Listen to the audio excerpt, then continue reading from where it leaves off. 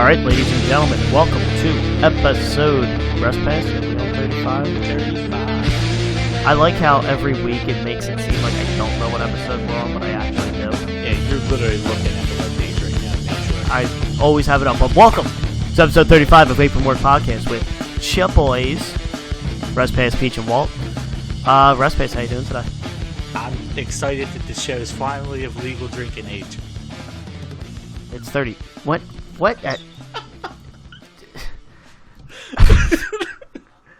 Okay, Peach, how you doing today? Well, I'm pretty good. Looking at the PAX Unplugged Oh, okay. info. Nice. I wish they could have seen your face, Walt. That was priceless. Yeah, I just wasn't expecting that.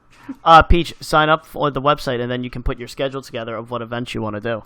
I'm currently signed up or looking to sign up for the X-Wing tournament, the Magic the Gathering draft, Miniatures 101, and I forget what else is. But this is not a board game podcast. So many people just stopped listening. We probably have a decent amount of board game fans. Yeah, no, that's I don't know. But so this is going to be this one of these episodes, guys. So make sure you listen in because it's going to be a train wreck. And no, we are not reviewing John Cena's train wreck movie. It was pretty good. I heard it was good. I haven't seen it though. He's real good in it. John Cena is really good as a comedic actor. I saw what was that other movie he was in? He was one of the stars in it. It was like three parents. Their daughters were like at their senior prom. Blockers. Yes, Blockers. That movie was actually pretty funny. Yeah, although I recommend like cock blockers. Yeah, I think there was a rooster on the advertisement. So, I don't think we had a whole lot. I'm just trying to, before we go into the topic, I'm thinking, is there anything we need to touch on? The predictions. So we did predictions for Crown Jewel. We're not going to get into a whole. We did not do predictions. Yeah, Peach didn't send them in, so we technically did not do it. Oh. Your numbers do not count. That's bullshit. First of all, that's I know we don't want to. Hold on, wait a minute. We don't want to get into Crown Jewel. Did you fuck up these divisions too? Yes. We don't want to get into There's Crown Jewel. There's going to be 3 people that get that joke, and they're laughing. We don't want to get into Crown Jewel for a reason, but if you look at every big show that we've done predictions for, we've missed one show up until Crown Jewel. What show was it? The other one in Saudi Arabia? Yes. So we might as well just cancel out both of them and say fuck it. But basically, Peachy was just too lazy to put his predictions in. Political protest. He called it a political protest. So political protest wins and cancels all the... Oh, by the way, we missed a match on one of the pay-per-views too, so that was nice. What match? There's like it was a pre-show match. It was like Bailey against somebody.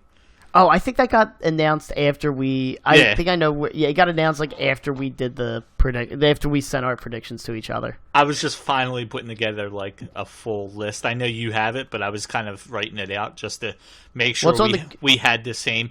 I know you have the Excel sheet. I was trying to make sure that because actually one of the matches you were wrong. I was wrong? Yep. You have somebody's name highlighted, and technically it's listed as a draw. It was like a double count out or something, and you had somebody winning. Which one was that? I think it was one of the Nakamura Styles matches. I know there was a match to where it was Nia Jax versus Rousey. At Money in the Bank, and I know we had talked about this. Oh yeah, no, it wasn't that. It wasn't that. It was okay. Styles. I'm pretty sure it was Styles Nakamura. I'm almost positive, and it was that what was it? The Last Man Standing or whatever, where they both didn't answer the 10 count. But no, Last Man Standing, they did answer the 10 count. Styles won that. The one that they did was a draw with the wonky. 2 of them were draws. If you go back and look at the actual results for these pay-per-views, 2 of them were draws. Oh, okay. I'm going by what I remember of the matches because I remember the one match was, I think it was like a double DQ or a disqualification or something. It might have been double DQ and then one was listed as a draw. But either way, you had somebody winning and neither one of them won, technically. Well, at least I know what teams to put divisions in or divisions to put teams in. That's why I double check your work since we run this together, unlike you, who does not double check my work, and then I get shit on for it.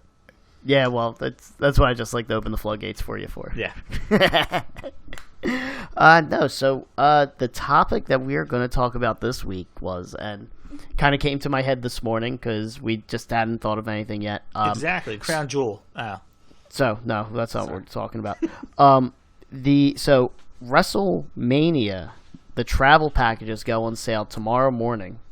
I don't know what time, probably noon or something like that, but it's for the WrestleMania 35 weekend up in New York. And I thought it'd be a fun episode so we've mentioned it a few times on the past 34 episodes of Apron Work Podcast, but the three of us went to WrestleMania 32 in 2016. Yeah, we did. And we did it through this actual package that you can buy through WWE. And I figured it'd be fun to just recount the entire trip, our build up to it, our time there, what we thought of it. The plane ride. Yeah.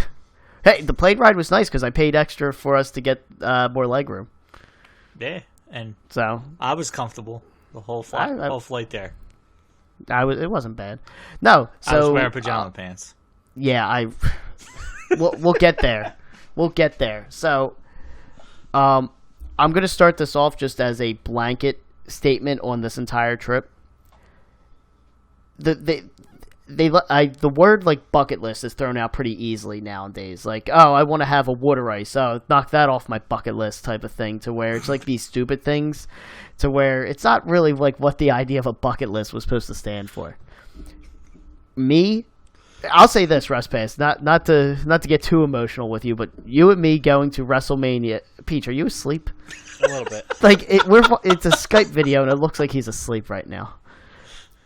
You and I, years and years and years ago, when they said when they initially announced Cowboy Stadium, and we're from Philly, fuck the Cowboys, they're terrible. Dak Prescott is a terrible quarterback, and so is Dak Prescott. Yeah, what's his name there, Walt? Dax, I don't fucking know.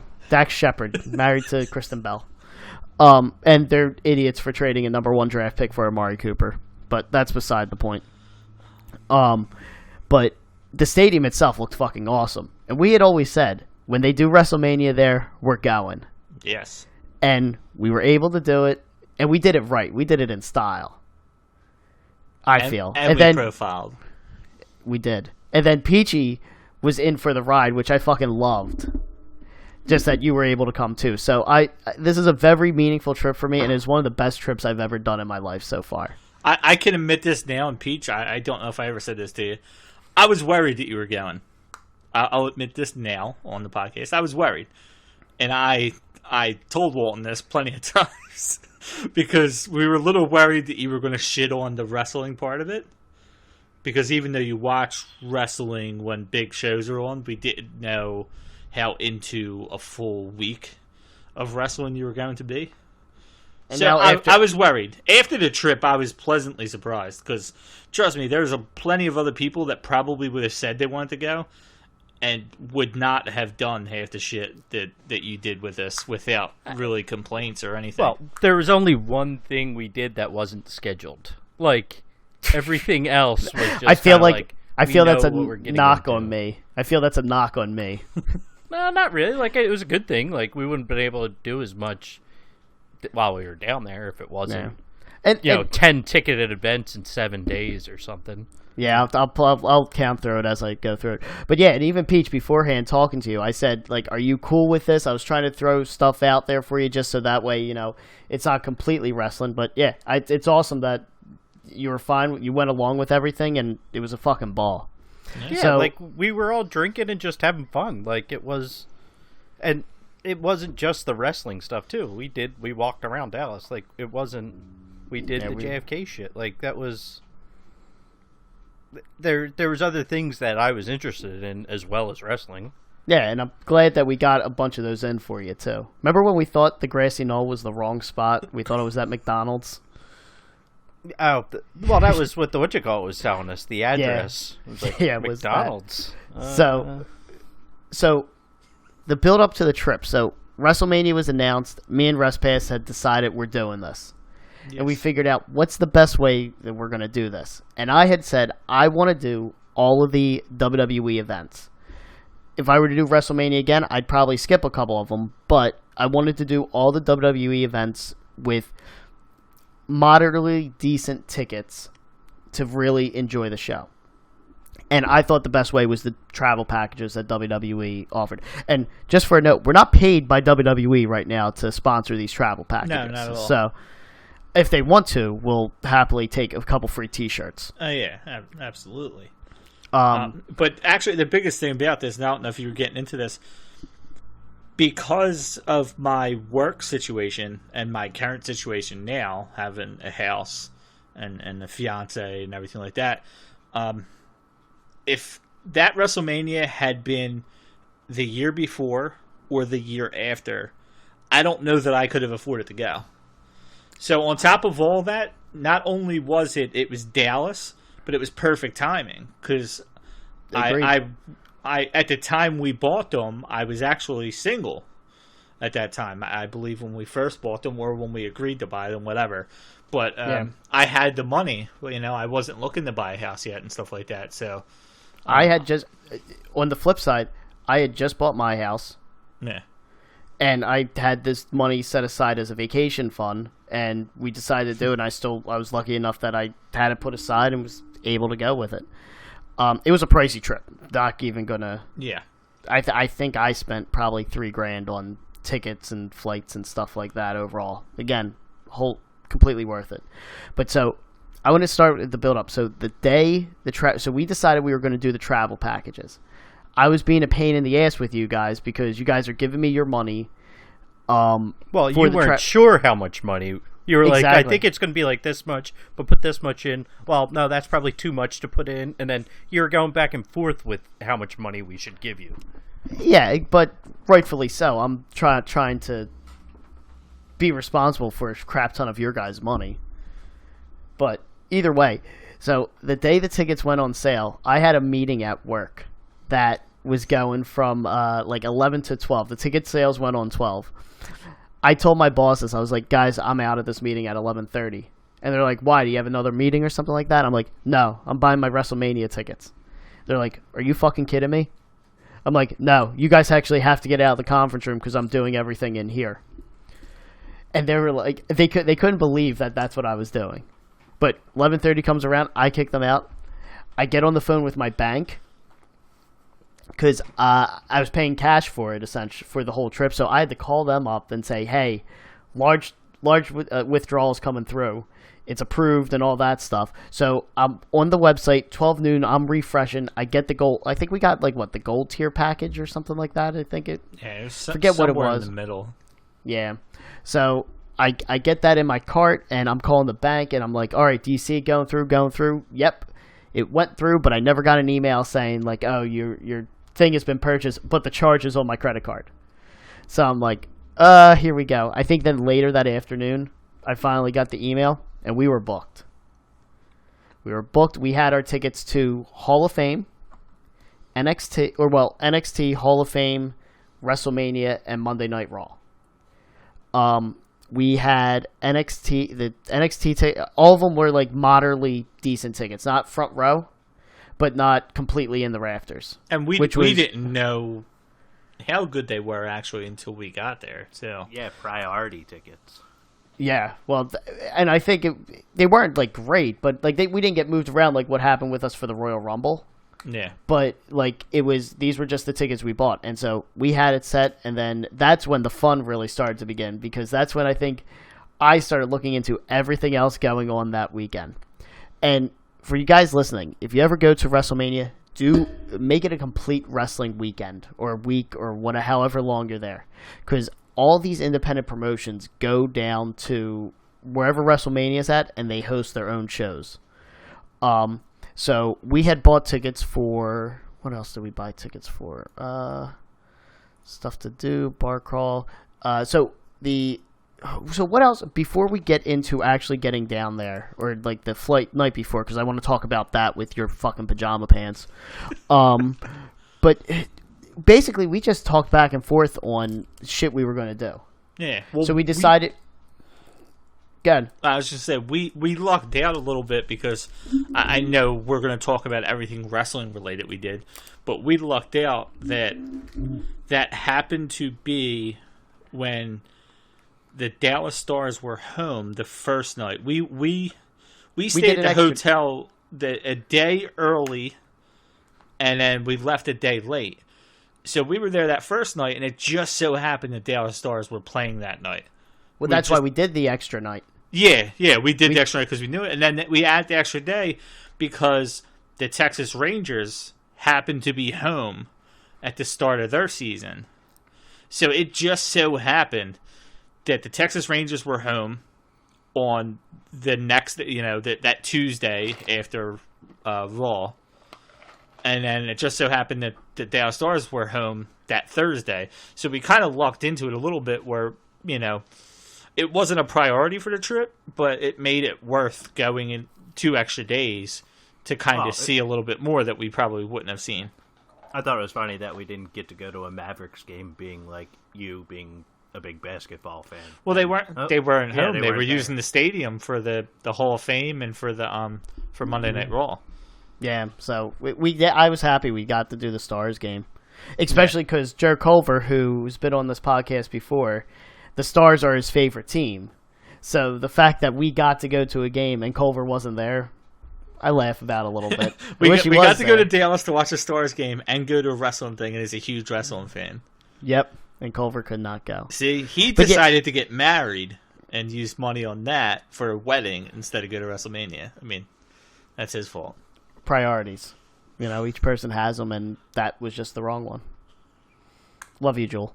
I don't know if I ever told you this, Walt. We actually had this conversation where I said, he was like, yeah, I wish I could have went and stuff. I said, why didn't you say anything to your groomsmen or to everybody, instead of a bachelor party, just trying to pitch money together and stuff? And he was like, I never thought of that. Why didn't you think of it? And I was like, what the fuck am I supposed to think? I wasn't even the groomsman. Wedding. Yeah, I wasn't even the groomsman. How the hell is that supposed to be my choice here? So we did the hockey. So we were just talking about everything we wanted to do down there. So we ended up doing Ring of Honor stuff. I had put a spreadsheet together of just stuff to do. And what else? I'm just trying to think. So we get down. My priorities, us setting up, was I definitely want to have Texas barbecue, and I want to have the Texas beers.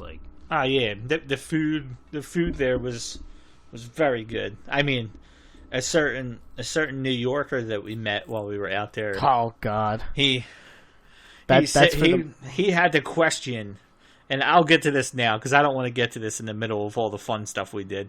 But we sit there and we hear this very strong New York accent near us. This is just for a point in the timeline. This is Monday Night Raw. Yes. And it starts at 6:30, I think, the local time. And we got there maybe at 5 o'clock. We went into a bar to grab something to eat before going into Monday Night Raw. But go ahead, Mike. Yeah. And he asks us, he goes, is it just me? Or does all the food out here suck? I'm like, what? And he's like, dude, everybody's raving about the food. I don't get it. None of this food's better than what we have out in New York. And I was just like, oh my God. I'm sorry if any of you listeners here are typical New Yorkers, but yous are typical. I would have already known he was going to tell us how much better New York food was than Texas. But my God, he was so anti-Texas food. And then he became our best friend. Oh my God, he did. And we're like, dude, we don't even know you. He's like, oh my God, yous are from Philly? So that's great. Our food's better than yours too. I'm pretty sure that came out of his mouth at some point. So we did. So we're leaving on. So our flight leaves for WrestleMania on. So I also forgot before we leave down there. Building up to this, Monday Night Raw was in Philadelphia 2 weeks prior to. Oh my God! Yes, it was. And it was a terrible Raw.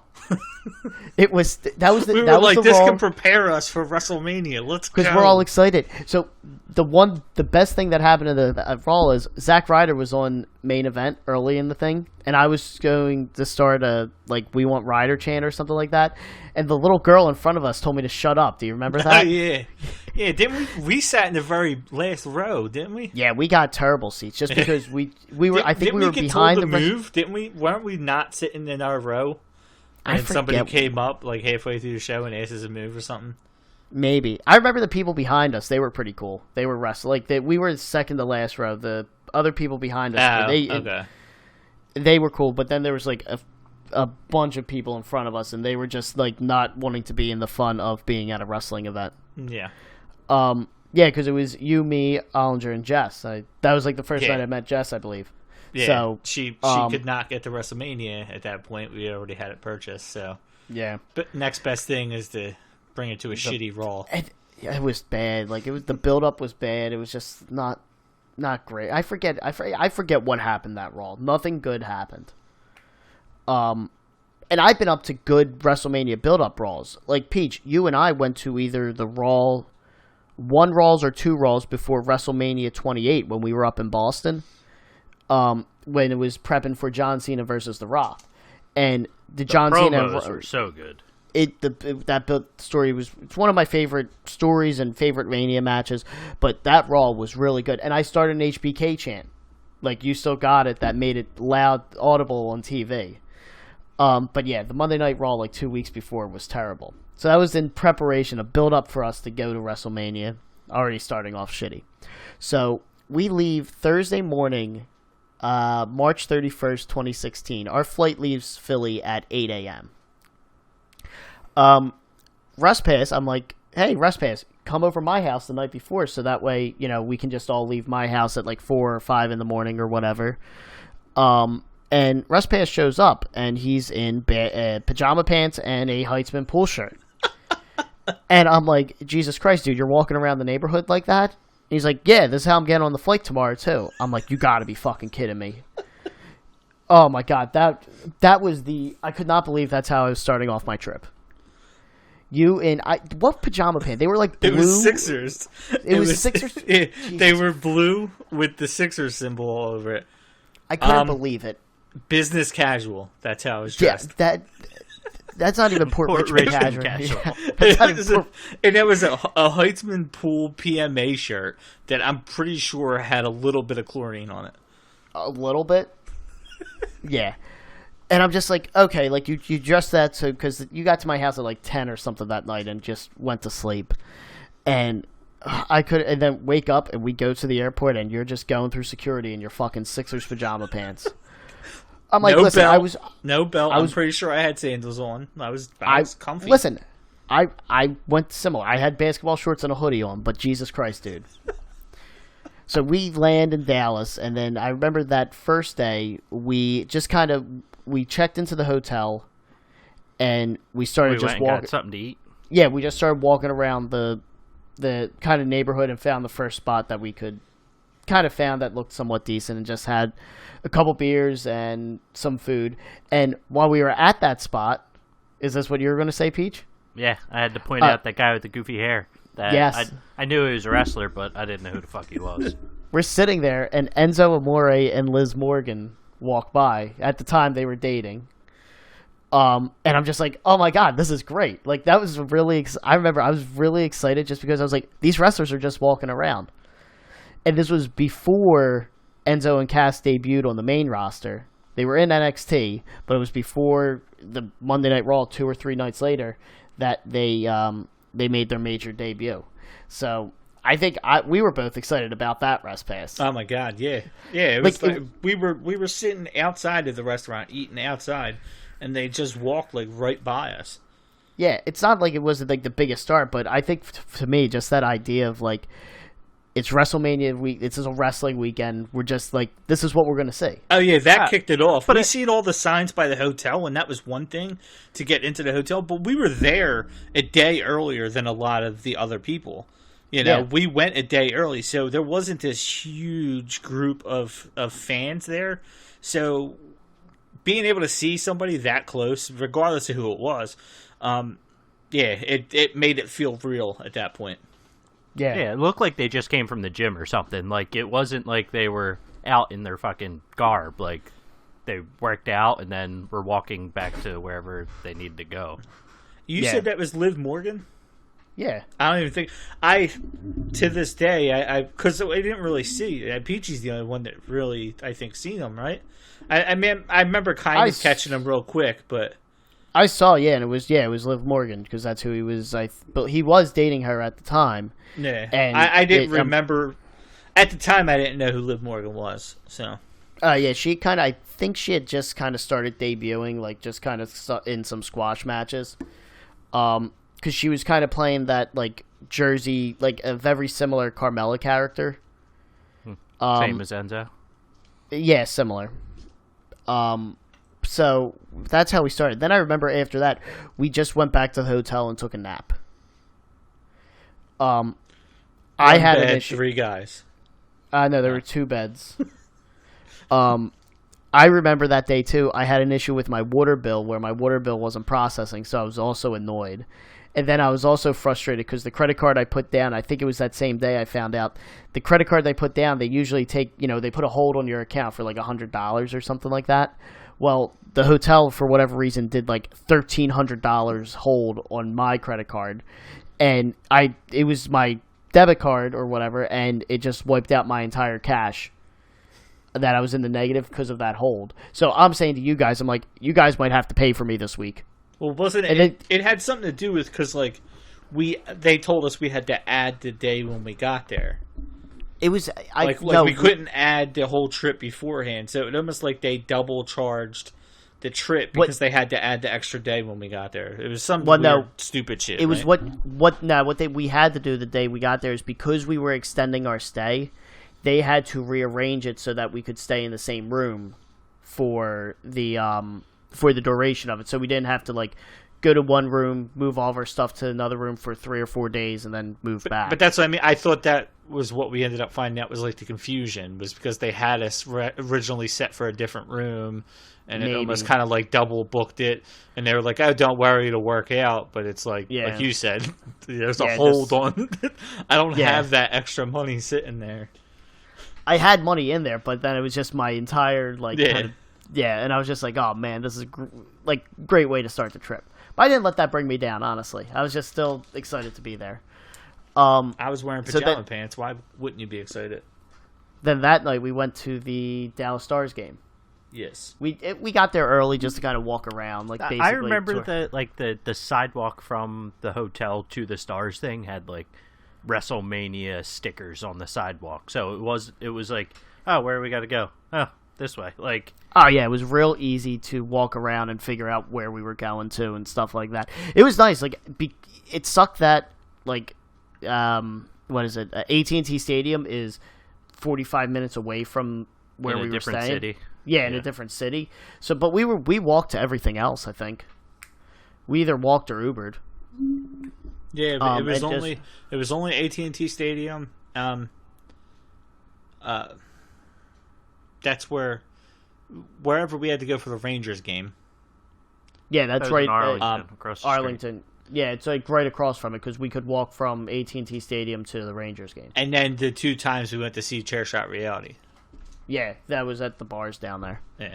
So we did the Star. I remember Stars won. Did they? I had a Flyers t-shirt on. Our seats were like I was looking at the prices. Our seats were $20, and they were close to the back of it, but they was center ice. Nah. So it was like really good seats. But it was a basic hockey game. Got us a feel for it, and just got us in there a day earlier. And then I think that night we just kind of went home and went to bed. They played there's that Flow Ride a lot at the Dallas game. Did they? Yeah. Wasn't that was the WrestleMania theme? Remember they kept playing that song? The My House or whatever? Welcome to my house. I heard that shit all the time. Oh, God, yeah. Didn't we go to that 7-Eleven or whatever was down the street? Remember we were trying to find something open past like 8 o'clock and we couldn't find anything? So we had to walk to that one like convenience store. There was only like one place open. Oh, yeah. Because it was like a Thursday night. It wasn't a weekend. And when we got back from the game, it was like 10:30 and nothing was fucking open. Yeah. So what did we do? What I remember. Then I don't remember. I remember we went in there. I just don't forget the circumstances around it. Yeah, we were just trying to find something open. So then that Friday, So we just go home, and then that Friday, we had let me look at my my spreadsheet to confirm everything. But no, I remember that Friday. So we did in the morning. We walked over and we were going to try to do some of the JFK stuff and some of the touristy stuff. And we kind of woke up somewhat early for it, 8 or 9 o'clock. And we go over there, and the lines were starting to be too long, and we weren't exactly sure what we wanted to do. And we were planning on going to there's a Chair Shot Reality. It was like a YouTube show. It was part of WrestleZone.com. They were doing kind of a live studio taping at a bar right across the street from Cowboy Stadium. Sherlock's Pub is what it was called. And I wanted to go see them live just because I kind of watched them every week. And I was like, oh, this would be kind of cool to go see it live. So that was at noon or something. So we go over to Cowboy Stadium, and that's when we found out it's a half hour to 45 minutes away from where we were staying at. Yes. We go in and we do the Chair Shot Reality thing. And there was we also thought we were going to die in the Uber ride over. Was it that one? Or I want to say it was the first 2 Ubers we took were holy shit, we're gonna die.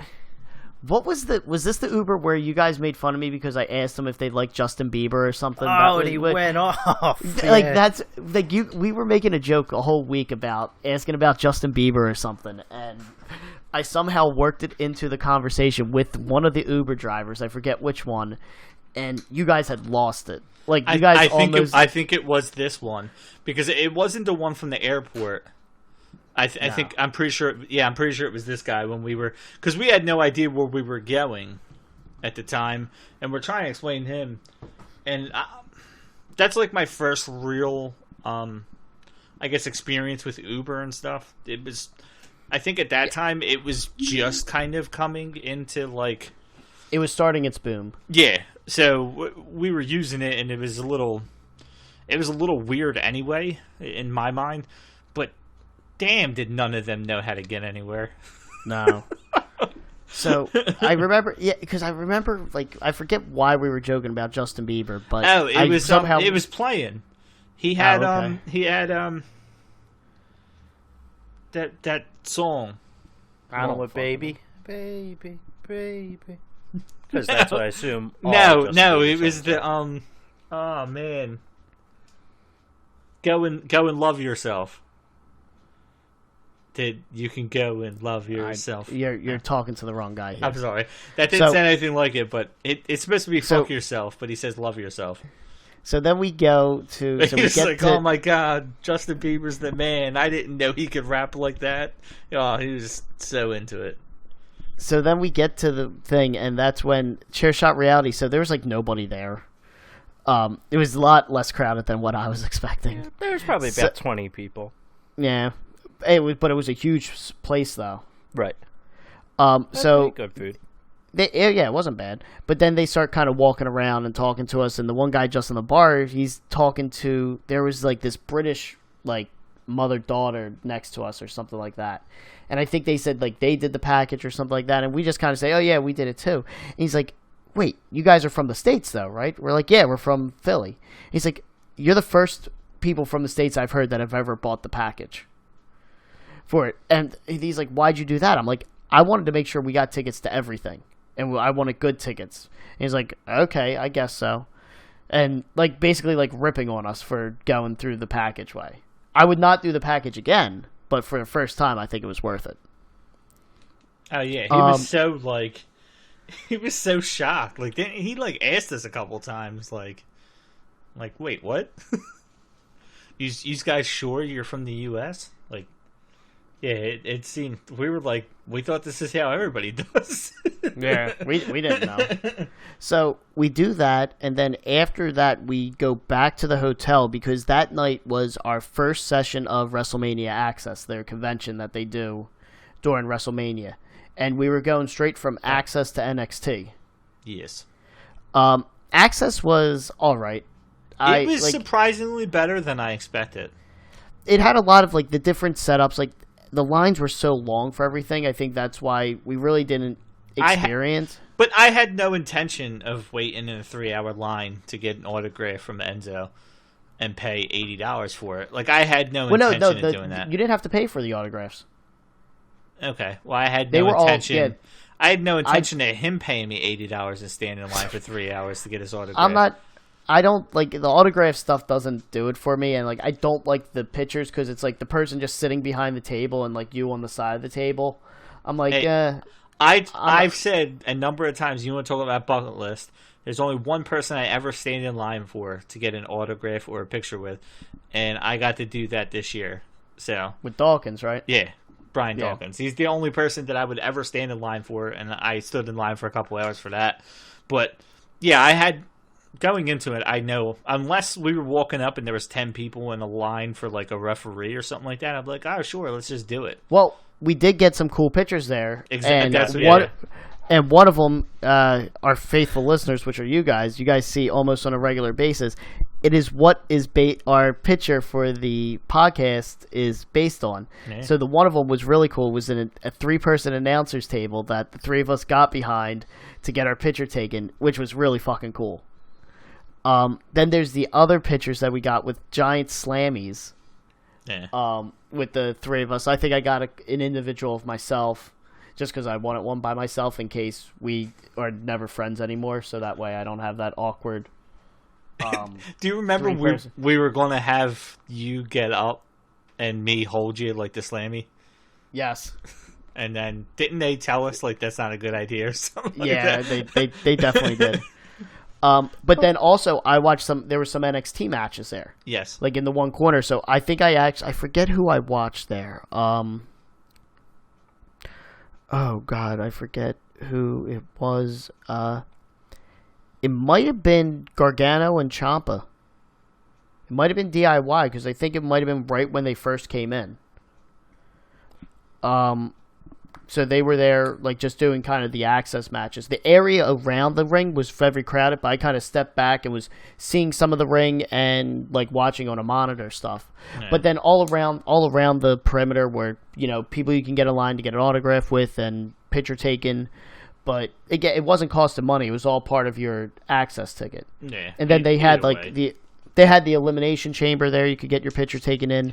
They had like a foam ring you could jump off a rope into. The museum, the little museum tent thing was pretty cool. Yeah, that's like that was really cool. Like it had like one of the things had like the different statues they've made of like everyone going into the Hall of Fame too. They had like little sections, little wings for.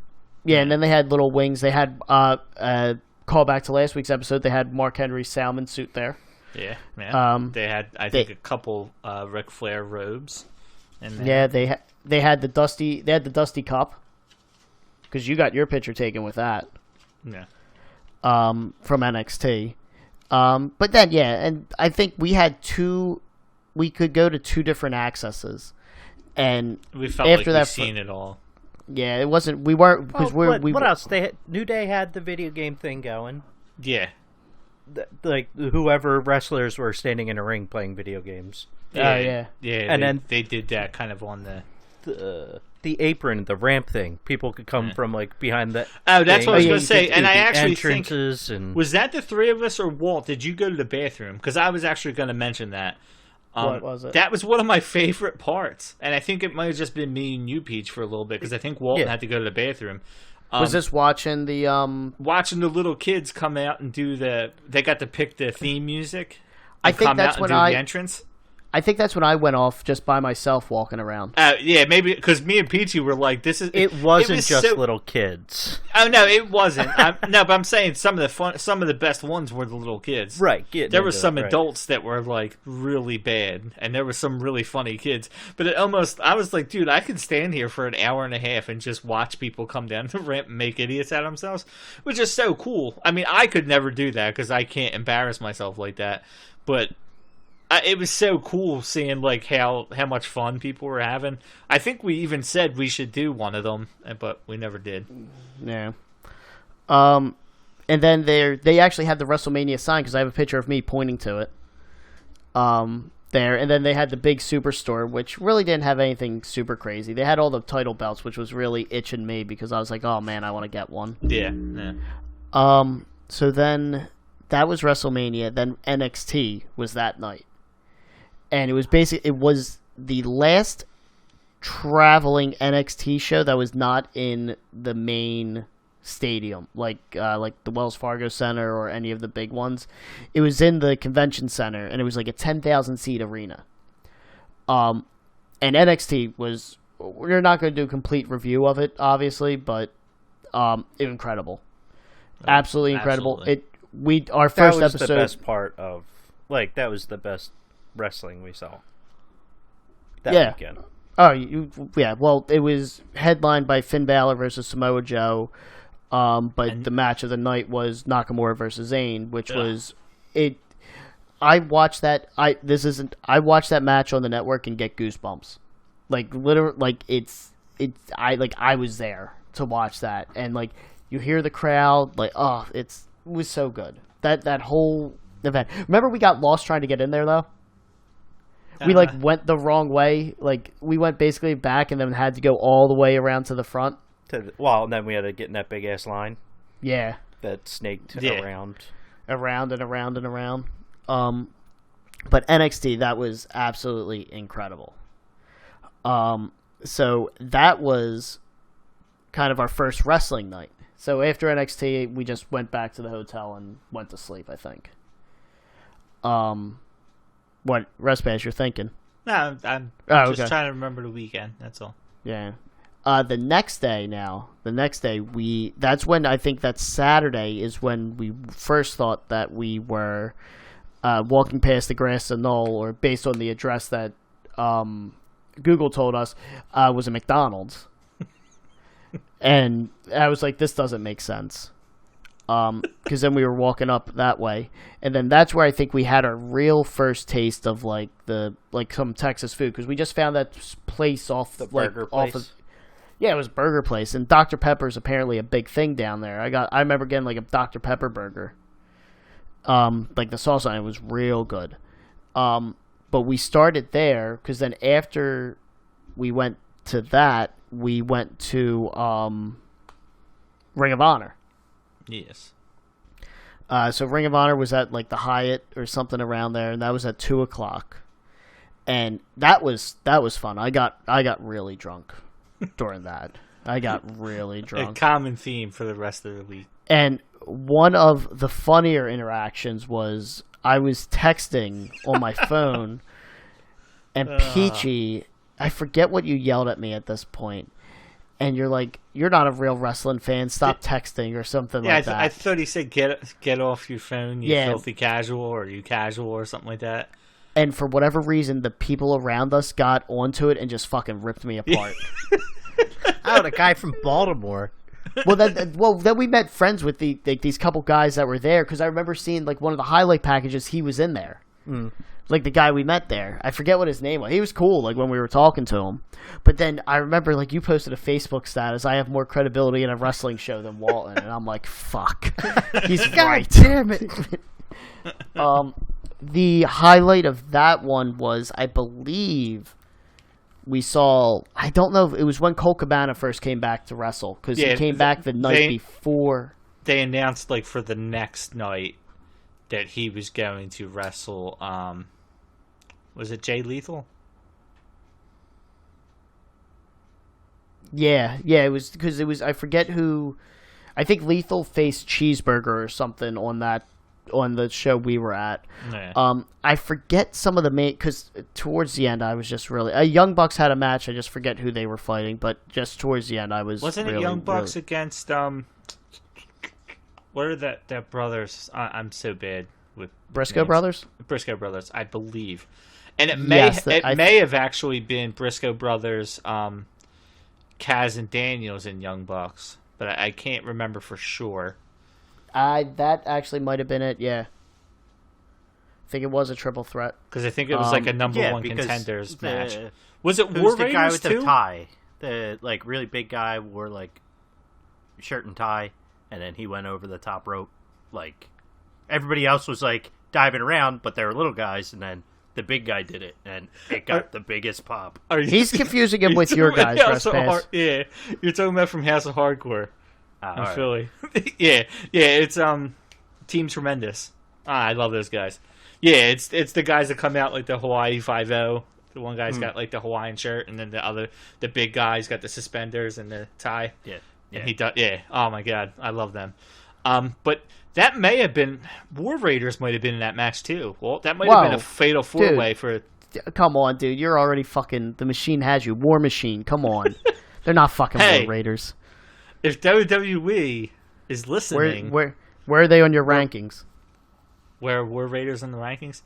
Yeah. They are on just to miss the cut for last month. Okay. But I did not really know who they were, and I'm pretty sure they won that match.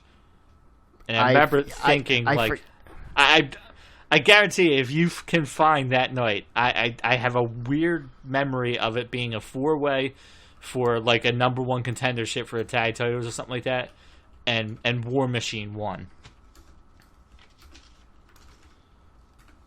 I'm taking a look now, but so we did that at on Saturday. That was Saturday, and then after that, I was really drunk, and we went back to the hotel, got changed because Hall of Fame ceremony was that night. Now I forget who. I know the headliner for that one was Sting. Yes. The highlight of it for me was Peachy wore a kilt to it. Because we had talked going in, we should wear suits to it. But then I didn't feel like bringing a suit down with me. But Peachy brought a kilt with him. And I made it into the annals of WWE. If you go back and you watch the entire WWE Hall of Fame 2016 ceremony, Peachy is on TV. I think we were texting. Too. I am not. I did not make it. You were not. We needed to spread out because somebody was not sitting next to us, so we spread out. And if we didn't spread out, all 3 of us would have been on there. But I was wearing the Roddy Piper shirt. Yeah, and the person in front of you was dressed as him too, or had a kilt on too. So it just so happened that the 2 of you were wearing kilts when Roddy Piper's name was mentioned. I wasn't wearing a kilt. No. Oh, the other guy. Yeah, that's right. Sorry, I was looking at this. But so the headliners for that one was Sting. And then the Freebirds went in, Stan Hansen, Jacqueline, Big Boss Man, and The Godfather. And then Snoop Dogg was the celebrity, who was inducted by John Cena, which was I enjoyed that. But other the Freebirds, they were cool. Like just from a history standpoint, I don't know. I've never watched a lot of their matches, to be honest, but I understand where they're place in history is to go there. To see Sting there, that was real good. The Godfather was funny, but it's like the Godfather's in the Hall of Fame. Yeah.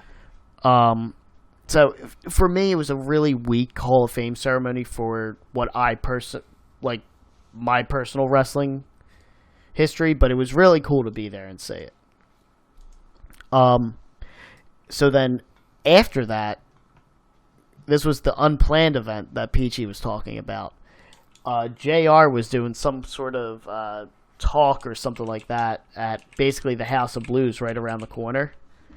So we went up and did that. And this was at like 11 o'clock at night at this point.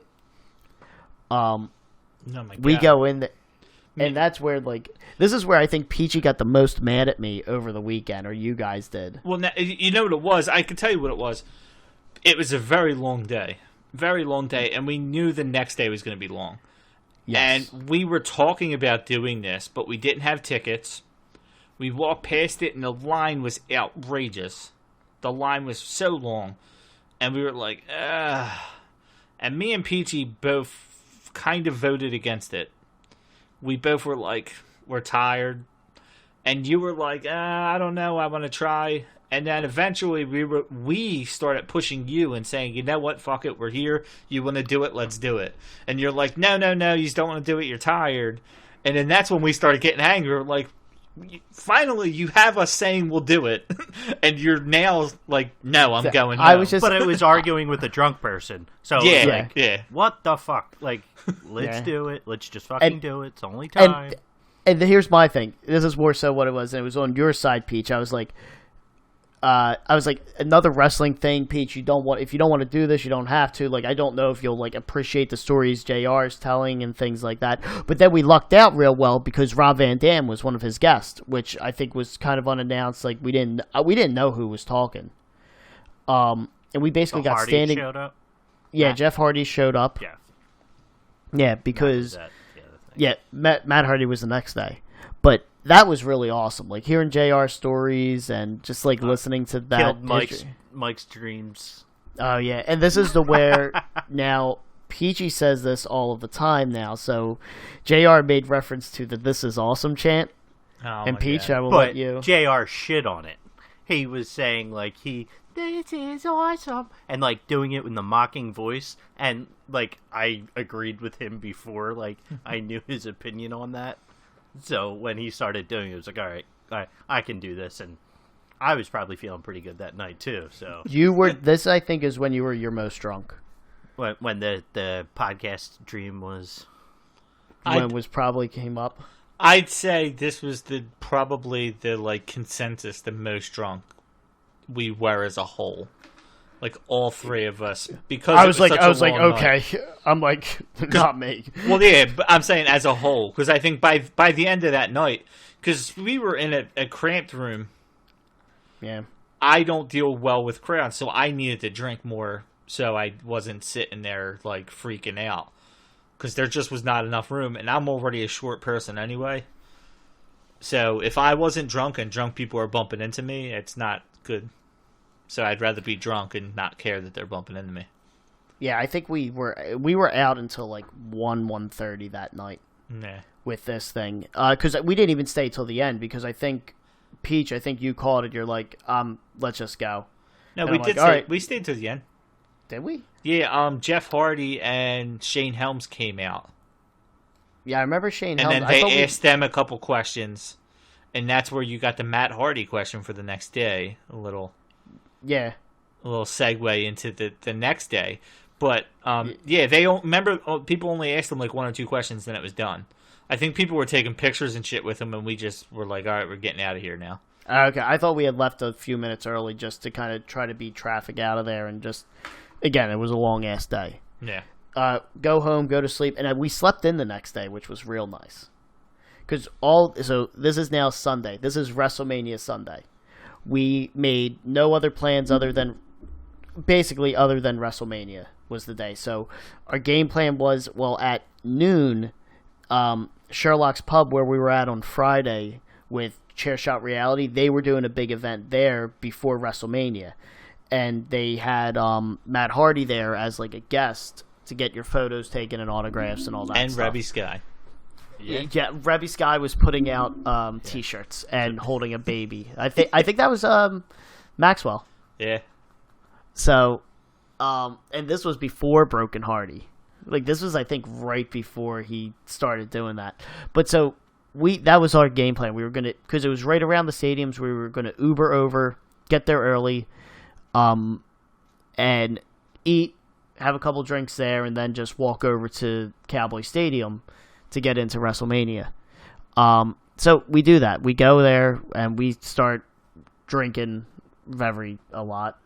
And then they announced the Matt Hardy photo thing, and me and Respass, it was like $10 to get your photo taken with Hardy. And Respass and I just kind of both said, you want to do it? Like, we were here. It wasn't that long of a line. We just said, fuck it. So we did, and we confused the guy a little bit because I was like, I want to do 3 photos. Yeah. And he's like, and they're like, I don't know if he'll do that or something like that. I'm like, no, I'll pay for each one. So I got one, you got one, and then me and Respass got one together. Yeah. Because I even offered, I remember saying that. I was like, well, even if you don't want to pay for it, I'll pay for both of us. I actually offered to pay for the 3 of us, and Peachy didn't feel like going up.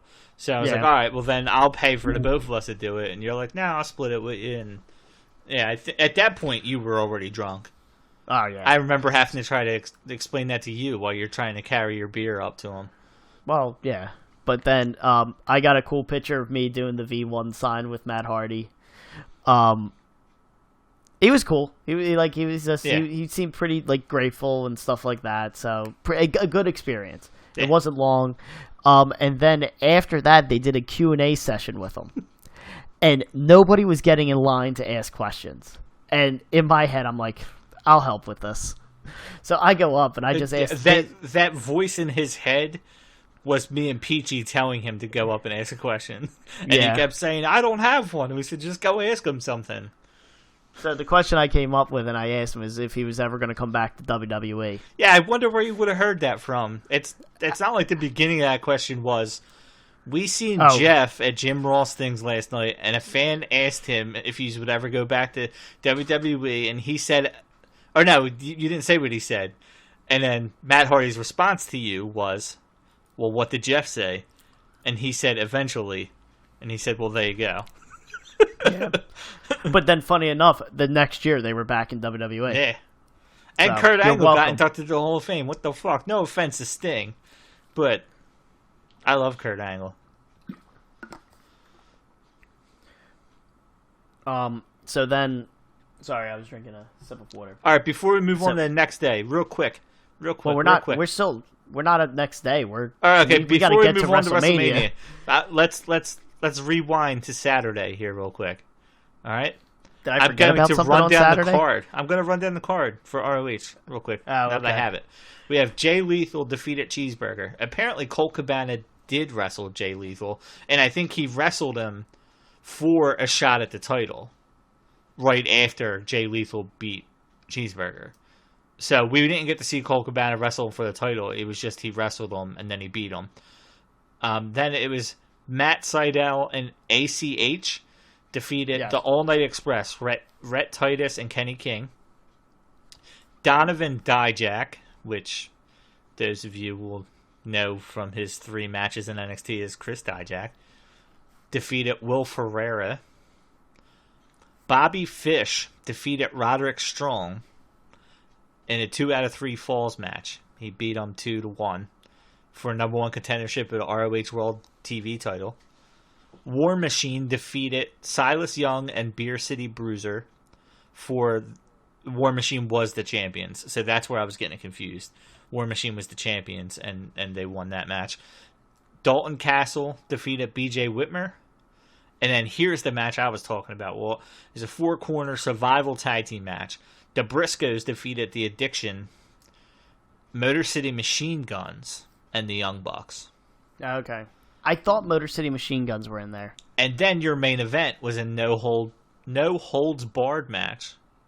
Funny enough, between Kyle O'Reilly and Adam Cole. And yes, Kyle O'Reilly won. I remember that. So it's funny that Bobby Fish wrestled Roderick Strong, and then Kyle O'Reilly wrestled Adam Cole. So, funny enough. All right, so let's move on to WrestleMania.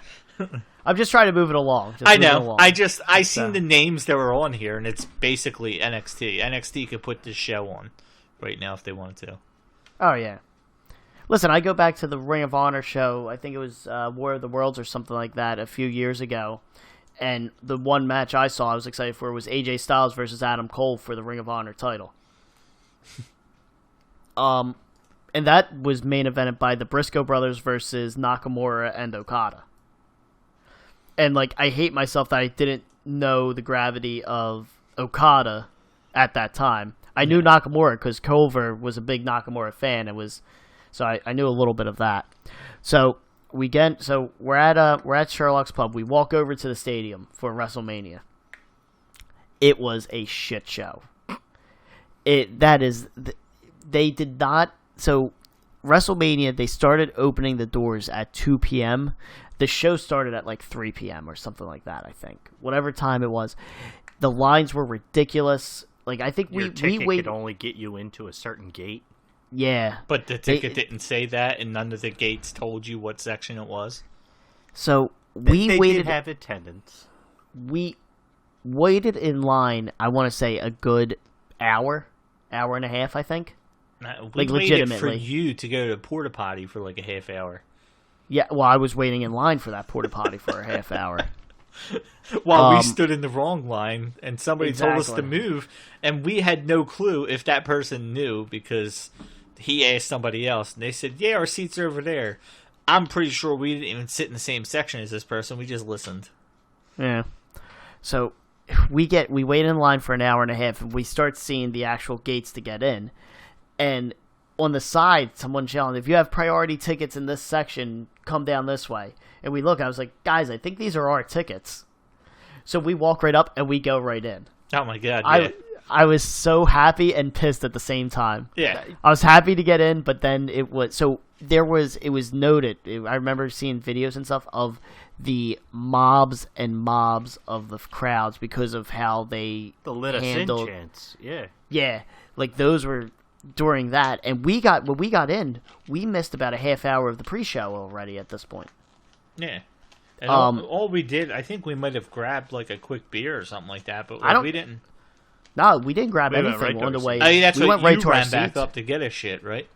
Yeah, we went to our seats, and we just wanted to sit down first so we can start seeing stuff, and then we go up. But then we get to our seats. Now, our seats were this is what made those packages worth it. We were in the football stadium. We were at about the 30-yard line, 3 rows off the field. It was basically in their club box section, or I don't even know what it was, but it was like padded soft seats, lot of leg room. Peach and Respass at the time, you guys were much bigger than me. I'm catching up slowly. I'm keeping my distance.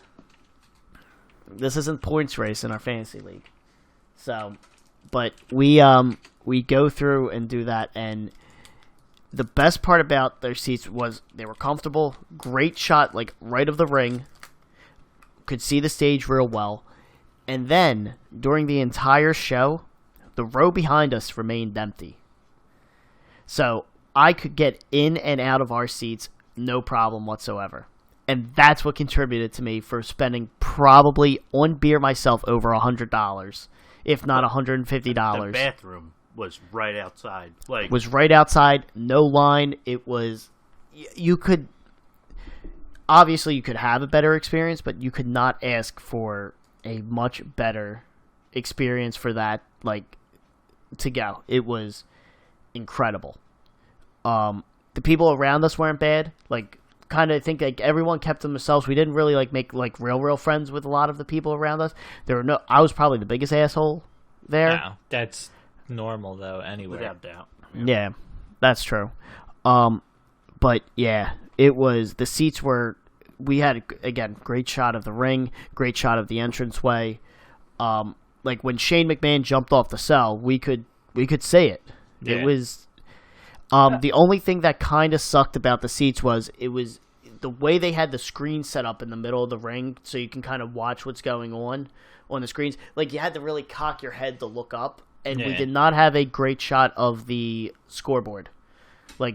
Cowboy Stadium's known for their 80-yard scoreboard. We did not have a great view of that because we were basically directly under it. Yeah, we couldn't see the score. Yeah. So, but then the fact that there was nobody sitting behind us, I got so much beer because there was next to the bathroom there was a lady selling beer, and it wasn't too expensive. It was like $12 a beer or something like that, which expensive, yes, but for a stadium pricing, not that bad.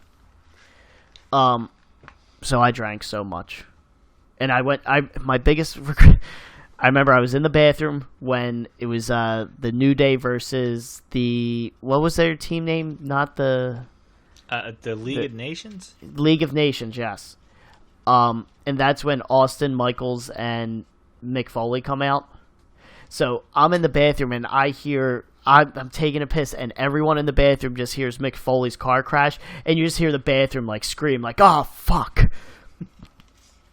And people are finishing up, and then you hear Michael's music, and everyone's rushing down. So as soon as I'm rushing down and I walk out of the bathroom, I hear Austin's glass break, and I'm like, fuck. So I just bolt down. I pull out my phone, and I start recording. And in the video on my phone, you see me walking down the steps to record,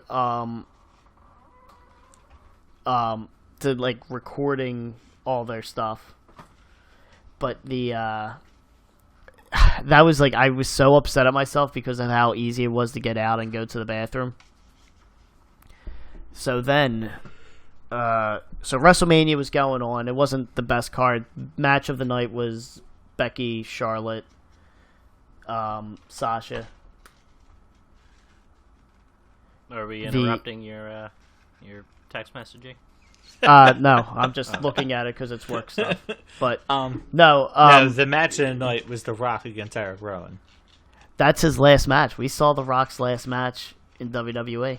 Yeah.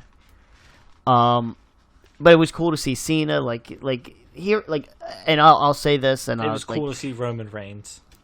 Yes, well now it is. But the Undertaker's music live in that setting was incredible. It was still light out, wasn't it? If I remember right, that was the only bad. I don't remember. It was they had the fully dark yet. Well, no, it was dark because it was inside, and I think I forget if they had the roof open or not, but even with the roof open, I know for WrestleMania 31 it was still light out, so that's why it was weird. We weren't there, but it was pretty dark in there. Even if it wasn't that dark, the gong, the Bray Wyatt, also the other cool thing was Bray Wyatt's entrance with the Fireflies, 100,000 people, with their cell phone lights up, was really cool. Yeah, I'm probably remembering it wrong because I remember Bray Wyatt's thing being awesome. Yeah, but then Undertaker's music, and then Roman, after, I don't really remember much of the Triple H Roman Reigns match because I was already blacked out by this point. Lucky you. Yeah, I remember I got us souvenir cups though of soda. Yeah, they were pretty cool. So then afterwards, we're going to leave WrestleMania. Now, part of our package, they had a shuttle for us to take us from WrestleMania back to the hotel. Yes. We opted not to take it to get to WrestleMania because we were going early. Yeah. We were going early, but figured, all right, we'll take it home. Well, you and Peach decided to take it home. I decided to go out to the bar. Yeah. And I went back to that Sherlock's pub because I was already hammered. I walked there by myself, and I'm sitting in there by myself now, the entire night. It wasn't too crowded. More of the WrestleZone guys came in afterwards, and I remember seeing them that. And the entire night, the DJ was playing wrestling theme songs. I remember when I left the bar at 2 o'clock in the morning waiting for my Uber. We're all outside doing tag teams, speeches and stuff like that, yelling in the middle of the parking lot, ladies and gentlemen, boys and girls, children of all ages, 10 dudes fucking doing it. But we did all of them. So we did Enzo Amore and Big Cassis. I remember doing the Usos. That was a shit show. And then I remember getting back to the hotel room. I somehow found our hotel room, and I think I remember you guys saying something to me because I came in all loud. Yeah. What did you guys? I don't remember that part. I thought I remember you guys wait. I remember just going to sleep and wondering if I was going to wake up to you not there. No, it was possible. Well, see, since you did not experience this part, we can go to me and Peachy's version of that night, and that was a night where you kept calling us assholes and stuff like that because we had to go drink with you, and we were like, dude, we went to the Jim Ross thing last night. We're not going out again tonight. We're just not. The night before was too late, and you're like, oh, and you're super drunk, and I'm going. So we take the shuttle back. I don't remember if this has been brought up to at this point about a podcast, but Peach, I'm assuming you remember this. There was lots and lots of podcast talk on that bus. A lot of people talking about, there was a lot of wrestling talk and the history of WrestleMania and stuff, but there was a lot of people talking about podcasts on that shuttle.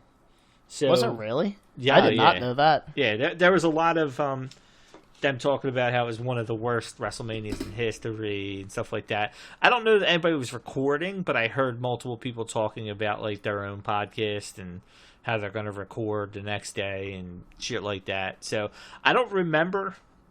I'm pretty sure this was your idea, Peach. And I know a lot of it was just because the three of us were talking wrestling the whole time. But I don't remember. I think I was doing it more to piss Walton off because I would point out every time that that Apron Work was happening. Yeah. And then, like, I think the podcast came up before that. As I said, I couldn't remember. See, that I might have been noticing them talking about podcasts because we had already mentioned it. Right. But, oh, man, that was when this podcast was born. Because, man, I wasn't even there. I was joking, like, oh, that's going to go in the podcast. That's going to go, like, yeah. And just to, like, upset Walton. Yeah. He was like, I don't know. I'm like, Walt, we're doing this. I was into it. Yeah, listen, I'm glad I wasn't there, and that helped feed this podcast. Oh, no, I'm pretty sure, like Peachy said, I'm pretty sure this got brought up way before that shuttle. I definitely think we talked about it, but I didn't know that there was, like, full discussions on the shuttle of other people and stuff like that with podcasts. Oh, yeah, we didn't talk to them. I mean, we wouldn't be caught dead talking to them. But they were talking about their own podcast. I apologize in case somebody was on that shuttle talking about their podcast. The fleet of buses going from Arlington to Dallas. If you happen to be on our bus. But I do remember you guys saying, because I laugh about this afterwards, is that the hotel bar was basically empty when you guys went back. Oh, yeah. And I could have just drank there. Yeah, I think we talked about that. We were like, Walt, just go back to the hotel bar. We'll go there. I remember it might have been the night before. I saw, like, Sam Roberts going into that bar or something like that. I had forgotten his name at the time. I just knew him from something. So, but yeah, sorry, you guys had your videos cut out real fast for whatever reason. Your video cut out. Yeah, you're still cut out. Okay, can you guys hear me? We can hear you. All right, then that's good. But then I drank so much that night. I was proud of myself. And then the next day, Monday now, this is night of Monday Night Raw. We have nothing planned for the morning. And so I remember we get up and we just kind of walk around. Was that me? Was that me when I tried to find this place? Was this the place where they... The burger place? Yeah. That was me. Yeah, that was this day, right? It was Monday. Yes. Yeah. Okay. That was me. This was me. We were trying to find a place, and I said, this place is highly rated. It looks pretty cool. Let's go. All right. Yeah. Continue. And then, we just walk over, like, we walk through the ghetto. Apparently. Oh, my God. Part of it. The real Dallas. Yeah. Oh, my God. Was that the ghetto? Which, listen, the three of us, we were comfortable in. Like, we were like, oh, this is fine. But we're like, okay, this is our neighborhood in this section of the city. So we walked through it, and I forget what was this place called? I don't know. For those of you that have been to Dallas and have been to a fancy burger place, it's not even fancy. They basically had bottle caps as like their tabletops. But the coolest thing about it was your order. You basically picked like a name out of a fishbowl or whatever the hell it was. Elvis Presley. Yeah, and it was a bunch of like real fictional characters. Because I think if I remember right, somebody got Rocky Balboa like right after us. We were like, weren't we? We were like Britney Spears or something like that. I think. Well, I think I was. Yeah. Oh, I thought we all ordered together. Or did we order separately purposely so we can get three names? Yeah, I think we ordered separately. I remember that. Yeah, because they had the hangover burger or whatever, right? Was essentially... Yeah, I think that's what I got. Yeah, it was essentially bacon and eggs on a... It was called Twisted Root Burger Co. Was the name of the place. Okay. And I was too hungover to appreciate that food. But it was a cool spot. Like that was probably my favorite food of the weekend that we ended up eating. I wouldn't say favorite food. That was my favorite like place, experience, whatever. I enjoyed the fries. I remember the fries were real good. They made their own root beer. Yes. And then that's all we did because then we went back to the hotel and slept. Because I needed it. Oh, well, that place ended up being way further than the GPS led on, too. Yeah. So we were tired. We were just trying to look for somewhere to go. And we walked way too far. Yeah, I remember we Ubered back to the to our hotel because of how far it was. Yeah. So yeah, I kept saying, it says it's right down the street, and it was not right down the street. And then that night was the Monday Night Raw after WrestleMania, which is known to have a raucous crowd. Respass told a story about the New York guy before yeah, going in, who was just like, he was just an asshole. And I beat your ass in Golden Tee. Oh yeah, that's right. Part. I forgot about that. Was that at that bar right there? Yeah, I think we were waiting for a table. Wasn't the table on the outside? Or no. We were just going to the bar first. Yeah. We went into that bar just to have like a couple drinks or something. Because like in the little sections of the American Airlines centers, like a couple different places. Because we were looking at Dallas Stars stuff too to get something to get Culver. Yeah. So then we go in for Monday Night Raw, and that was so much fun. The couple things they were chanting. We were chanting for the travel packages. Oh yeah. Basically, we were chanting back and forth between the two hotels for the travel packages. Yeah, that was fun. This is the Monday Night Raw, and part of me is proud of, part of me is upset about where Beach Ball Mania started. Oh yeah. The main things that happened during this Raw was, Baron Corbin debuted, because he had just won the Andre the Giant Battle Royal the night before. Right. And then Big Cass and Enzo debuted, which was, I was so happy.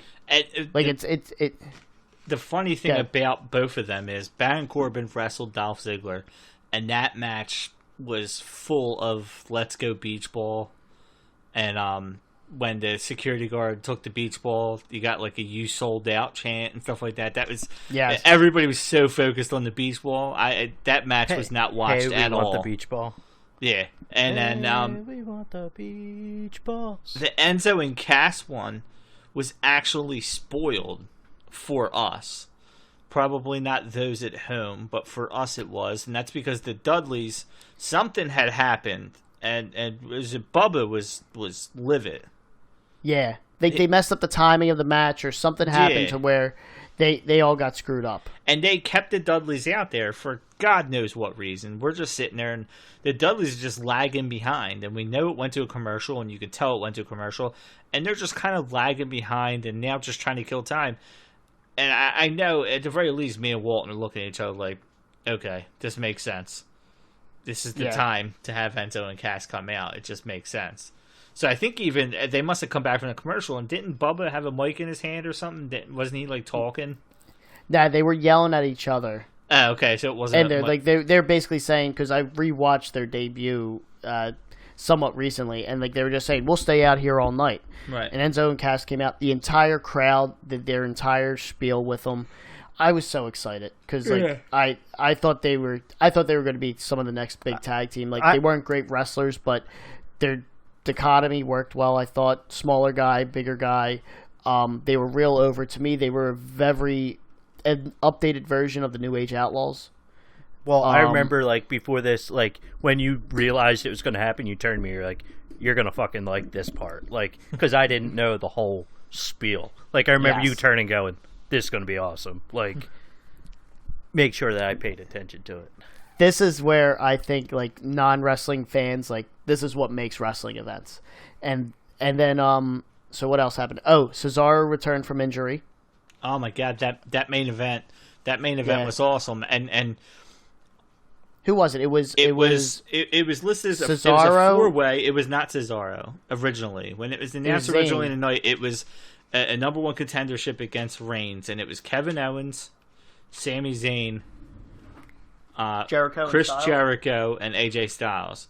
And I remember we were looking at each other and said, "It's Jericho. Like, this sucks. We already know who's going to win. It's going to be Jericho." You know, I think you were like, "I'd love it to be Zayn or Styles," and I was like, "I'd love it to be Owens." And then Owens attacks Sami Zayn, and then they have a replacement. And if I remember correctly, who did we think it might have been? There was like one or two guys on our mind, and I don't remember if it was like there was somebody else. I think it was hurt or something like that, or we kind of were under the. There was somebody we were thinking, and Cesaro was not one of them. Yeah, Cesaro was farthest from my mind. Yeah, and that was still great. And the best part about that, and I still remember thinking, like, did we really just see this, was AJ Styles winning. And this is so, just to kind of give you a timeline of events, this was the WrestleMania right after when Styles debuted. Yeah. I never thought Styles was going to be this, especially now. He's now the 10th longest reigning WWE champion of all time. Yeah. Now looking back at it, it's not as funny, but at the time it was like, huh? We did not realize Styles was going to blow up like this and be the poster child for WWE. A TNA guy. No way did we see this coming. So him winning, because I remember all the "You Deserve It" chants and stuff like that. Two things I forgot to bring up. One of them from Sunday at WrestleMania, and then the other follow-up happened on Monday. Zack Ryder is one of my favorite wrestlers of all time. I love him. He's great. He built himself up. I don't want to say the right way, but the kind of the best way he can do now using social media. He had the Long Island Z, A True Story. I forget what the hell it's called. But so at Sunday at WrestleMania in the opening match, he won the IC title in a ladder match. And I went fucking crazy. I was so happy that he ended up winning. I did not expect that whatsoever. It was amazing. And then he dropped the title the next night to The Miz. I was so disappointed that I was there for both of them, but I was so disappointed. But one of the cool things I have now is during Comic-Con last year, I think it was, like San Diego Comic-Con, or it might have been New York Comic-Con, I forget which one, they released a special Funko Pop specifically for the Comic-Con convention of Zack Ryder in his tights from WrestleMania 32. Yeah, really? I didn't even know that. So I bought it immediately just so I can have it. Like, it's not signed or anything like that. There's nothing special about it. It's just that I saw him when he won the title when he wore those trunks, and it's cool from that. So we do Raw, and then I remember at the end of the night, the "You Deserve It" chants. That was such a fun Raw to be at. Oh my god, yeah. The Monday Night Raw after WrestleMania is, we've always said it, like if it ever comes to Philadelphia, the first tickets I'm getting is the Raw tickets before WrestleMania tickets. Yeah. That might change now because I might try to go for NXT first, but again, depends on when everything goes on sale, stuff like that. But so then that was that night, and then that night we walked. That was not even the best chant of the night, or the best crowd reaction of the night, because when we were walking back, we heard a loud roar outside of a bar, and we're like, "What the hell is this?" And for those of you who are college basketball fans, Villanova had just won the national championship. Well, no, that was like right as we got out. Like, I remember following it on my phone, and as soon as we got out, they had it like on the TVs and shit. So like, yeah, but remember, like I think we literally when that shot was made, you heard everybody kind of like it was at one of the bars right outside the stadium, like around that little section that we were at. I want to say it was the three that put the other team ahead, and then we got to see the Nova one. Now, I think we didn't know what happened. I think we heard two reactions, so we must have heard North Carolina go ahead first, and then Villanova. Which we had no clue what happened. We had to go back to the hotel and try to find out what channel was ESPN, and wait for the 1 out of 7 million times they showed that play, which Walton apparently does not remember. Was this the South Philly floater? No, that was LaSalle and around the 32. This was Archie Diacono dribbles it up and kind of like passes it back to a shooter, and the shooter makes a shot. It bothers me because the Big Five are Villanova's not a Philly team, and Drexel's just put on the outside of it, and they had to create the City Six. So that bothers me about Nova. So I didn't care about it. It was Nova cool winning. because we were in Dallas when Nova won the national championship, but and Nova is not a Philly Houston? school. Yes, that's what I was going to say. The national championship was in Houston. Yeah.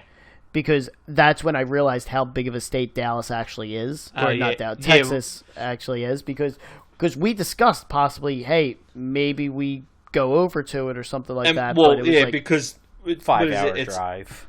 Yeah. Saturday is when the Final Four happens, and it happens at the same location. and then Monday is the national championship every year. So Saturday, we talked about possibly trying to catch one of the games. Actually, my dad and my brother said they would go stay at the hotel with us and then just go to the Final Four.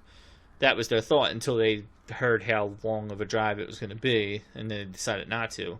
But I will go on my Nova rant a little bit, just because you said about Drexel.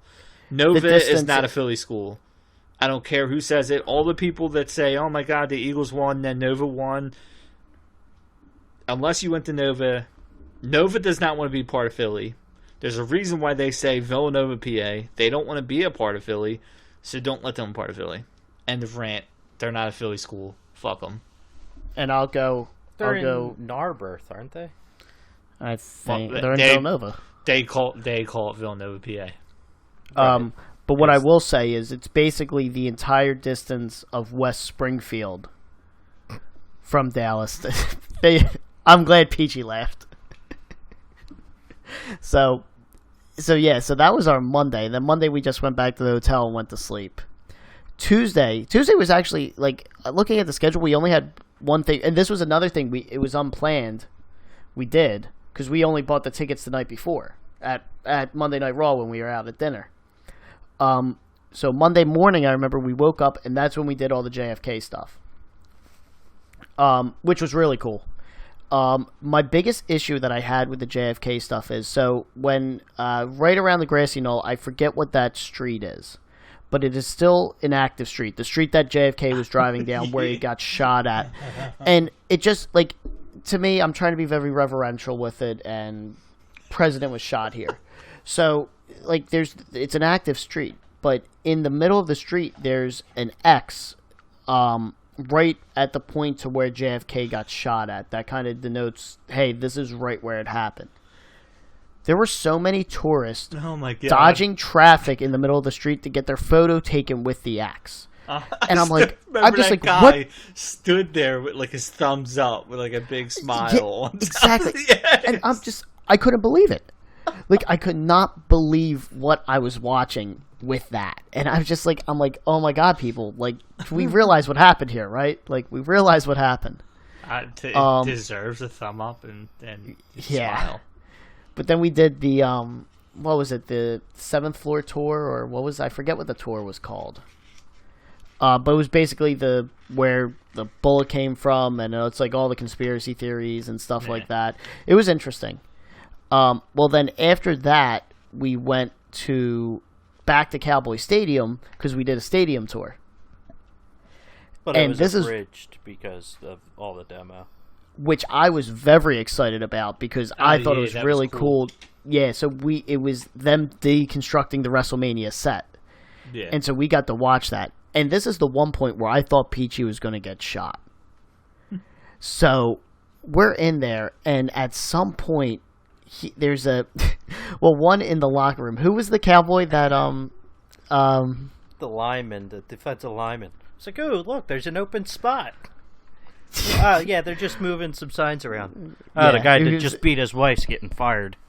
Yeah, there was that Peachy's bringing up. And then there's this dude in I think it was a Sean Lee jersey that you kept on going back and forth with that I'm like, you said something, and you were like, oh my God, that one guy was so mad. Everybody else is having fun. The guy, right? Even like the elevator guy, yeah. Like they were like, we were giving us crap because we're from Philly and the Cowboys suck. And at the time we had no Super Bowls.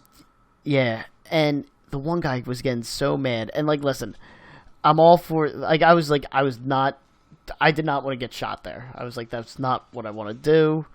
And Peachy was Peachy. And was just an asshole the entire time to this dude, and it was fucking hilarious. But, like, he just kept asking for it. And, like, anytime he would say something to, like, bust balls, like, I would bust balls with other people, and they were fine with it. And then that guy was like, oh, now, like, Dallas Cowboys are the best, and they're never gonna, this is their year, and, no, it's not. Like, yeah. So, he happened not there. Catching your jokes, Speech. I know. No, not at all. So then, the stadium was real cool. It was a real cool tour to see. Oh yeah, it's not a football stadium. No, it's an entertainment. But the part I always love about it is how reverential they treat Jerry Jones. like, oh, Mr. Jones was. I'm just like, dude, fuck off. They brought us to see his little section he watched the games at. That was one of the coolest parts of it. I thought was getting to see that little area that he sits like with his family and stuff. Remember, it's not where he sits with his What you mean, like that? Like kind of glass little room? Enclosed box. Yeah, that's where he. That's not like his suite. I don't think it's just. I think it's an area where he goes. Yeah, it was where he watches it because they had all the TVs, and he said he gets all the games and stuff on all the TVs, so he can watch the other games too. That was pretty cool. It's not a football stadium; it's an entertainment stadium. Yeah, Again, like you said, if it wasn't for them breaking the thing down, usually the tour includes them kind of letting you throw footballs around on the field, which we missed. But the cooler experience, because it was a whole wrestling week. To see the WrestleMania set deconstructed was so much more worth it. Yeah, they're apologizing to everybody else who's in football gear and stuff like that. And we're like, we were here for WrestleMania. This is what awesome. We paid for. The fact that the tour is here is hope. This is what I was hoping to catch some glimpses of. I liked the whole like structure of the thing. Like it was like Disney World. It has the catacombs underneath, and like tractor trailers can drive underneath the thing. Like that's how much bigger it is below the stadium than above the stadium. Yeah. So then after that, we went to Texas Rangers game. Now, this was their second game of the season. We missed Cole Hamels' pitch by one day, and I think we were seriously debating whether or not to go to the home opener so that we could see Hamels' pitch. Yeah, we were talking about possibly going and not even staying for the full thing, but just going to see him pitch. Yeah, which part of me wishes we did, but part of me is glad we didn't, just because of I wanted to do Monday Night Raw, and that's kind of why we were out there. Man. This stadium is cool. I like their stadium. I like the hotel thing in the background. I think it's a cool setup. There was nobody there. Oh my god, they let us move wherever the hell we wanted. It was awesome. Yeah, and it was the second game of the season. And then I remember we got long frozen margaritas or something like that. Like the lady had 3 of them, and we're like, we'll take them. So I remember there's a picture of us 3 cheersing our margaritas. You remember they wouldn't let us sit in that one section? We went to the one section, and it was a family section, so they wouldn't let us bring alcohol. We had to down the beers we had. Well, you guys did, and then I sat by myself for a little bit because I had a much longer wait. But it was good. I was glad we stayed the extra day to do that, because it was nice. We did a bunch of the touristy stuff on the last day.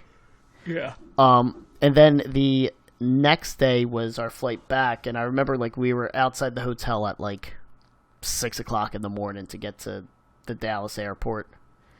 I was scrolling through my Facebook, and I was looking at all the posts and stuff from that week, and there's a photo of me, Peachy, that you took, of me just passed out on the chair waiting in the airport, headphones in, just straight asleep. And I'm looking at him that describes the week we had. But that is basically our recounting of our WrestleMania 32 trip. Yeah. Again, it was probably one of the greatest trips I've ever went on, or will ever go on. And that's not selling it up for this podcast or anything like that. That was everything and more that I wanted out of my very first WrestleMania trip. Oh, absolutely. The funniest thing is, it is one of the worst WrestleManias of all time. Yeah, I think WrestleMania is the most forgettable thing to me about that trip. Yes. The WrestleMania itself. I honestly, if I had to name more than 3 matches on that card right now, that's out of my head, I don't know that I could. And I could name most of them. I could name 1, 2. If you count The Rock and Eric Rowan as an actual match, it is. Then I can name 4. I can probably go through possibly most of them, 5. Was it Cena? It was Jericho Styles, right? Yep. Okay, then 5. Yeah, but it was Peach. For what was your thoughts for on a 7-hour long card. God, WrestleMania was so long. We were in that stadium for.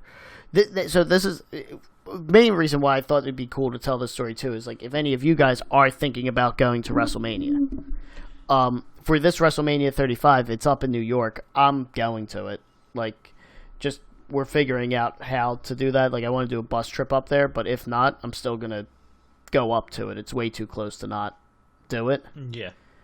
But the travel to WrestleMania, this was absolutely incredible.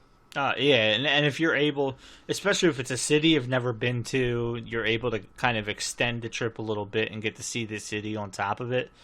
Yep.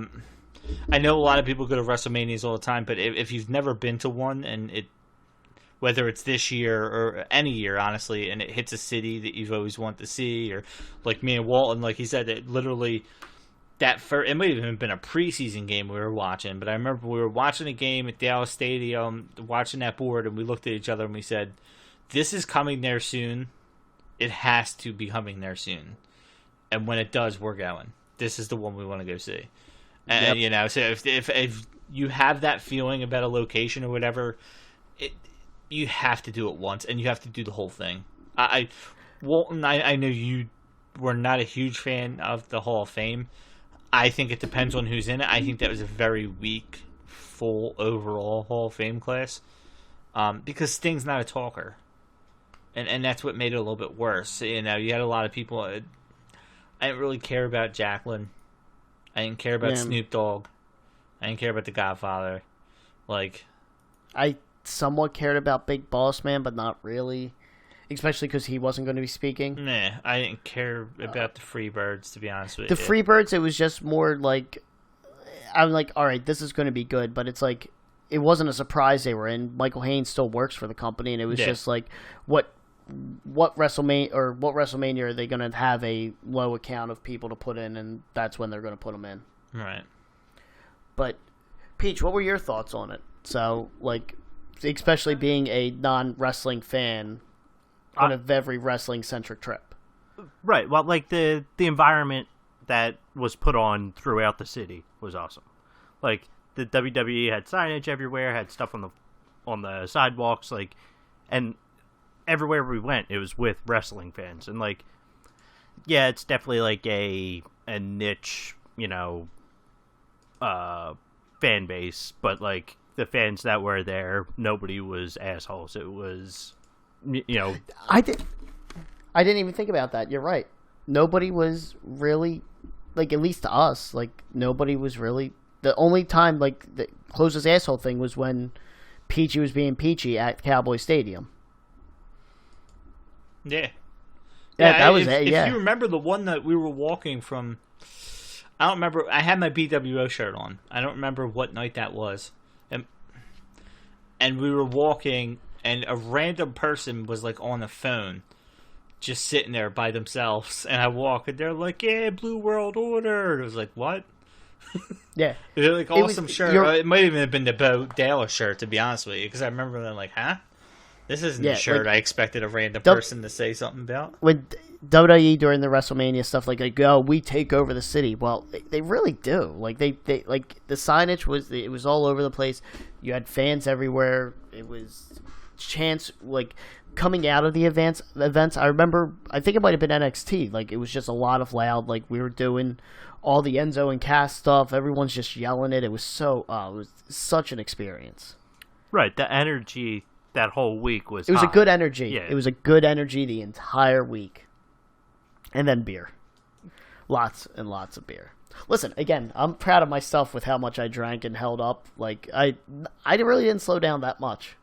No, not really. So, but yeah, I want to do another one. Like, every year, I now look at it and, like, I almost plan a trip to WrestleMania just to try to go and do it again. What was last year? New Orleans? Last year was New Orleans. The year before that was Orlando. Yeah, I would have loved to do New Orleans. It was just too close together to be able to kind of get the money to. Yeah, I was like, I was trying to frame it so that, you know, get a group of people to go down that don't really care about wrestling. and then like, hey, I'm gonna go off do wrestling stuff. I don't care what you guys do. But like how you brought it up in the beginning, like that's a bucket list thing. Like I have it checked off my bucket list. Like I enjoyed it, but I'm not as gung ho about going back to another WrestleMania or putting out all that money. I think like I won't. I'm afraid to ruin that memory. I won't do another travel package with WWE again. Nothing against the package itself. It is a little bit pricier than what I would have probably spent. But now I'm just like, this is what I know exactly what I want to do, just because I'm like, all right, I probably will skip out on the Hall of Fame and do something else, like a more wrestling thing, especially because now I'm more into indie wrestling and, Ring of Honor, New Japan, PWG, CCW, Joey Janelli Spring Break, things like that I want to go see, that these other shows are going to be spun up that I want to go watch. I'm all for, we're talking about going possibly to New York and the bus trip. I think that's cool. But as far as my next bucket list related to wrestling, I want to get down to Florida and see NXT tapings. I want to be there for it. That's like my next like bucket list trip for us is to go to Florida to go to Full Sail. My next one's a little different. I want to do Wrestle Kingdom. Wrestle Kingdom, and that is a legitimate high probability of that happening within the next, I would say, 3 years. I might try to do. But that's my next one. Yeah, actually, it was funny. So me and Peach, years ago, Peach, remember when we went to Disney? Mm-hmm. I almost got us tickets to go to NXT. We ended up going to Gainesville. Yeah, to Gainesville to hang with your friend. But we almost did an NXT taping, and this was, I think, even before the network and stuff, when it was like basically just kind of the transition from FCW into NXT. Right. So I regret not going to it now, but well, we have to get down there at some point.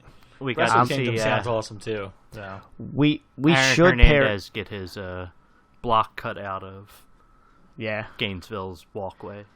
We could always pair with Philly spring training, just saying. Yeah. So, but yeah, so if you again, this isn't a paid publicity thing or anything like that. It was just the travel packages are going on sale. It just brought up the memory of me trying to buy ours, and just I thought it'd be a fun episode to just let you guys know whenever we bring up we went to WrestleMania and stuff like that. This was our trip. Yeah. Obviously, we didn't really talk about the wrestling portion of it, just because then we would go on for hours. Oh my god, yeah. But this is like already an hour and a half. Yeah.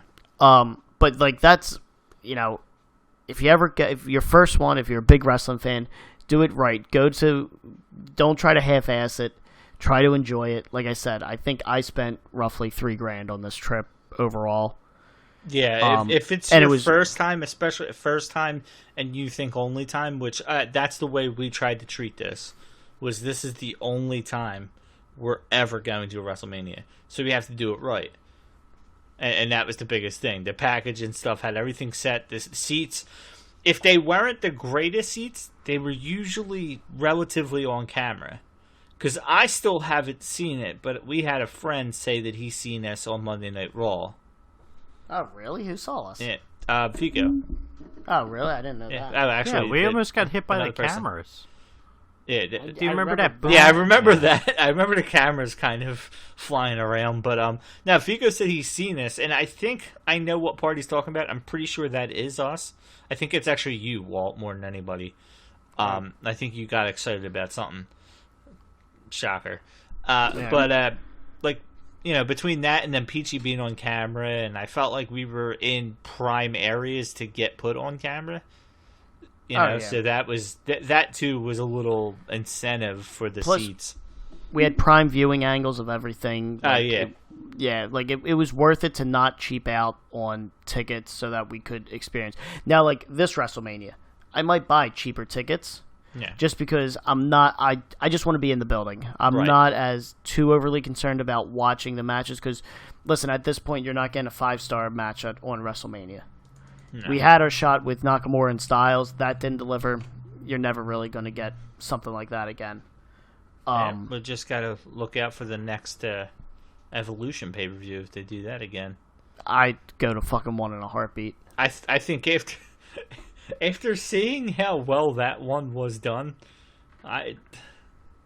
dude, those tickets are going to sell a hell of a lot quicker the second time around. Yeah. But yeah, so we're looking to do WrestleMania this year. We'll figure that out. Hopefully, yeah, if you want to, jump on a bus with us, we need people to make it cheaper. Yeah, exactly. That's the whole goal. Yeah. The bus will have a toilet on it. That's number one priority. If not, Walton will clean up anything you do. But so for like this for this WrestleMania, like I know we're talking like we might try to go up to the G1 Supercard. Yeah. Instead of NXT, and I haven't missed a night before WrestleMania NXT or the NXT shows since they started doing them, and it's a very conflicting time because I want to watch the NXT, but the fact that I could go to Madison Square Garden to see the G1 Supercard just really intrigues me. But because I'll probably be up New York at least 2 or 3 times that weekend. Like, just because we live in Philly, it's a relatively easy trip up there. But, so, any other final comments you guys want to...